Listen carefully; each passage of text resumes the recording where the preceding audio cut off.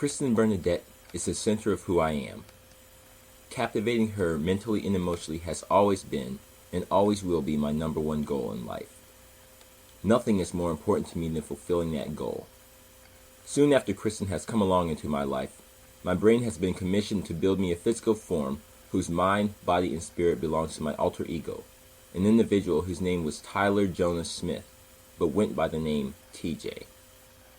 My physical form would occupy two different worlds. One world was an alternate universe made up of different cinemas of various genres except horror. The other was the universe physically occupied by TJ. In this universe, my physical form was called TJ. TJ's world currently revolves around me. I am a very dominant force in his life right now. When I say jump, TJ says how high, and if I say I want to captivate Kristen mentally and emotionally, it is up to TJ to figure out how that will be done, whether it be by making Kristen laugh or cry. Should TJ fail to meet my demand, he shall be punished severely. Apparently, TJ believes he can get help by making me into a physical form. Perhaps he believed that giving me a physical form will appease me somehow, making me less intimidating. Perhaps TJ thinks that he can somehow gain control over me if I have a physical form. Perhaps TJ believes that I'll be entertaining in some way if I have a physical form. I, however, am determined to see to it that TJ does not have any fun until my demands are met. At a very young age, TJ was first beginning to learn about showing affection from a family consisting of a mom, a dad, 3 boys including TJ, and eventually twice as many girls. At this period in his life, TJ would also learn to read from a children's book series about animal characters whose names begin with each letter of the alphabet. These characters would collect objects which began with the letter beginning their names. From these two influences, TJ developed the idea of seeing people as the alphabets beginning their names. Years later, TJ began playing basketball for a local recreational league. By this time, TJ had begun to associate the 26 letters of the alphabet with the number corresponding to their alphabetical order. One season when TJ played basketball, he chose the number 11 as a tribute to a girl he'd known from a local theater camp whose name was Kelsey Milligan. This would help TJ to have more fun on the court. To TJ, basketball was not only a friendly competitive sport, but an art. TJ considered his team and his opponents to be working together to create entertainment for the spectators. When the season was over, TJ would think about pursuing other arts such as songwriting, storytelling, illustration, character design, and character development. Having spent a large portion of their lives without television, TJ and his siblings were given the opportunity to stretch their imaginations and create their own means of entertainment. TJ soon developed himself as a character called Number 11, who would follow around an imaginary version of Kelsey that TJ created in his head before eventually becoming my physical form. It was through my physical form that I was given the ability to think, feel, and pursue other goals besides captivating Kristen mentally and emotionally. As a standalone character, my physical form occupied a universe made up of different films of various genres except horror, released on the 11th day of different months throughout different years. TJ referred to this as a cinematic universe, or Cineverse. The Cineverse was simply an alternate version of TJ's universe, where TJ, his family, and friends could mingle with movie characters as unseen or background characters of films that constructed the Cineverse. From this alternate world, my physical form could communicate with TJ in the regular world through TJ's thoughts. Whenever TJ would put on his old number 11 basketball shirt, which still fit pretty well after several years, my physical form would be whisked out of the Cineverse and occupy TJ's universe going by the name TJ. TJ and I refer to this as going into TJ mode. TJ and Kristen crossed paths following the enrollment of TJ's youngest sister Keita, born 7 years after TJ, in dance lessons at Starroom Arts Dance School. When TJ first laid eyes on Kristen, she was just a face hidden in plain sight among a group of others.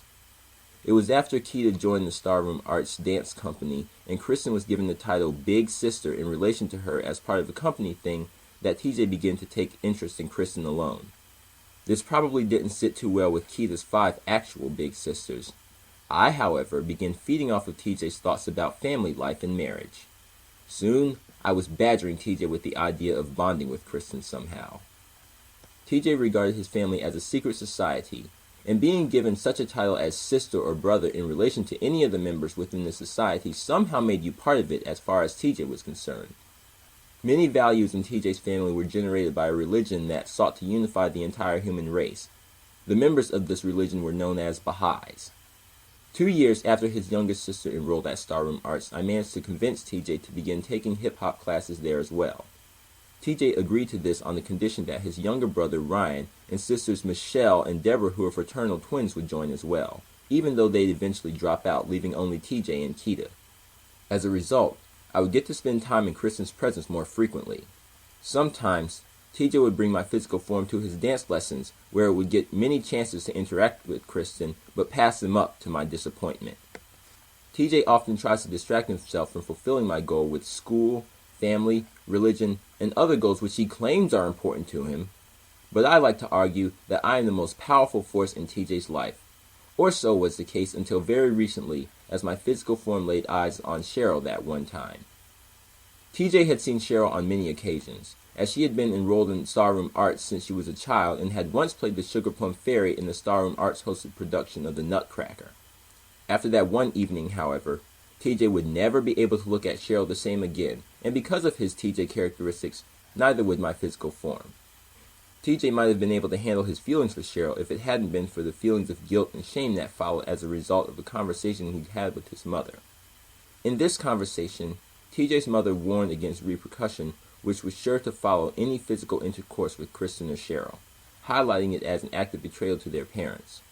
Of course, my goal didn't require any physical intercourse to be fulfilled, and as far as TJ was concerned, betraying Kristen and Cheryl's parents would be like betraying his own parents.